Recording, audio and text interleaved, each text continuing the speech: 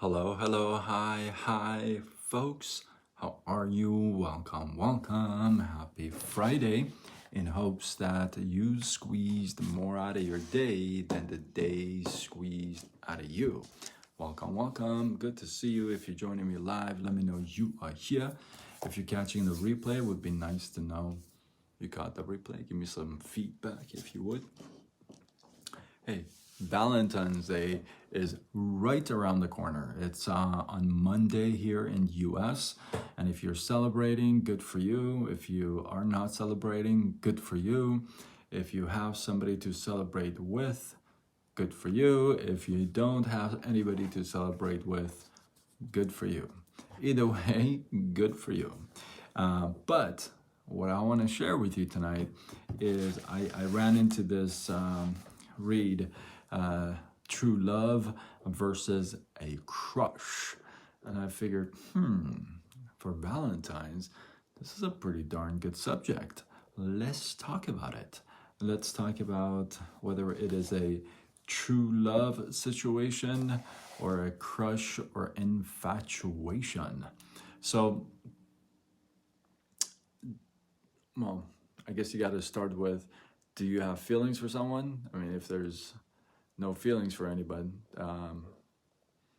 life is over, But if you have feelings for someone, how can you tell if it's true love or crush, right? Now, granted, over time, a simple crush can turn into a more meaningful and more serious of a relationship, right? We know that. But in the beginning, there's a funny clip that starts with "in the beginning." Every time I say that word, I immediately remember that and I start busting up. I digress, sorry. As you're joining me live, let me know you're here. Would love to know who's here, who's not here. So I'm gonna give you five things that you can kind of differentiate between true love and a crush, okay? Well, number one, what do you think number one is? Pretty obvious, right? How long did it take you to develop feelings? How long did it take? So like in 10 minutes, you saw the guy and the gal and you're like, oh my God, I'm in love at first sight? Or did it take forever? Hi, Gita John, how are you? Welcome. Good to see you. So typically, a crush starts pretty quick and ends pretty quick, right?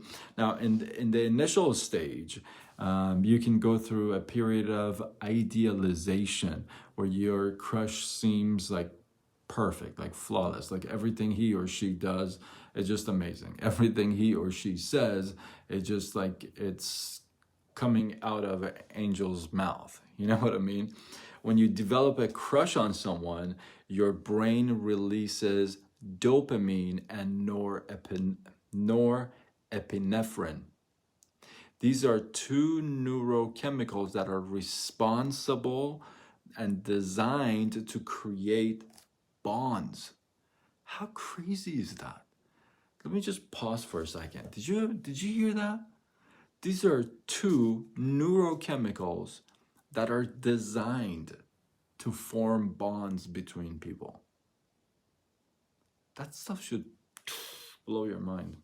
Anyway, these are the two chemicals that are responsible for like that sweaty palm and the fast heart rate and feeling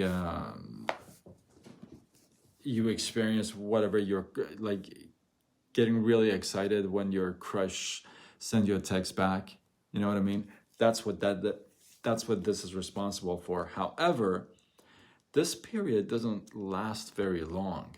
Now, if those feelings mature after some time, there's a chance that it will develop into love, right?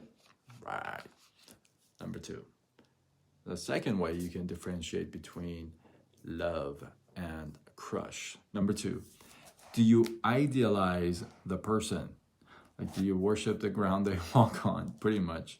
Another way you can differentiate between a crush and love is to ask yourself whether you idealize that person or not. Idolizing your, that's such a, is that a tongue twister? It is for me. Idolizing your prospective partner is not uncommon in the initial stages.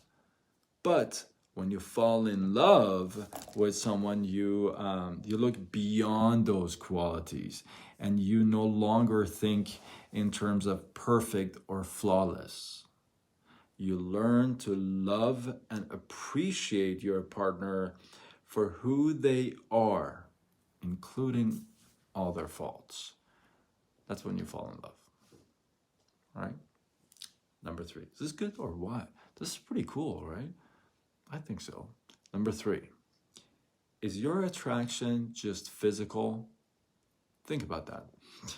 Did your feelings for them develop only based on their physical appearance or the way they act around others? This relationship will mainly be a physical relationship, obviously, because you both hardly know each other, right? You might find yourself fussing over your appearance as well. However, when you're in love, to feel comfortable in your skin is natural, right? Because your partner knows the real you, so you feel comfortable in your own skin around your partner, right? Number 4, do your feelings change? Really think about that. Do your feelings change? Like, do your feelings grow strong or weaker over time? When you are in love with someone, your feelings for them, listen to me, your feelings for them do not disappear. They don't just vanish up in the air. They grow. That's when you truly are in love with someone. Your feelings just don't just vanish out of thin air. You're growing those feelings, right? Number 5. Number 5. Is your relationship focused on desire or friendship? Because crushes are rooted in physical appearance, okay, the relationship might only focus on attraction or desire. You may have completely different personalities, different values, different principles, or even taste, right? But you're attracted to each other. Now, while attraction is necessary, it is to fall in love, you can't be with somebody you're not attracted to. I mean, it just will not last a long time. I don't care how good of a personality they have. After a while, you're just not gonna be, the look that you are not into is gonna bug you. It's gonna bother you. In the beginning, here's that thing. In the beginning, it's funny, I gotta post that clip again. I think I've posted it like 2-3 times already before, but I just dig that clip. In the beginning, because that attraction is there and everything is there,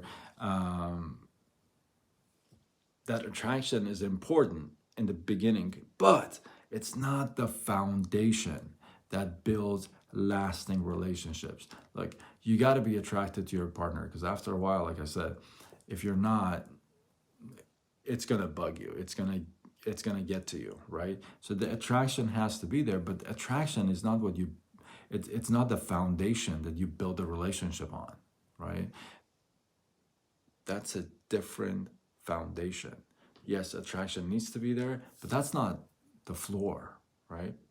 Now, what creates a long-lasting relationship are like common values, common goals, common interests, common principles, right? Philosophies in life. Those are important. I personally have 3 C's that are important for me in a relationship. I've never talked about them before, but I might because of Valentine. This maybe tomorrow I have something else planned, but I don't know. Maybe on Monday I'll talk about it. I don't know. If you guys want me to talk about that, drop 3 C's in the comments, and I will.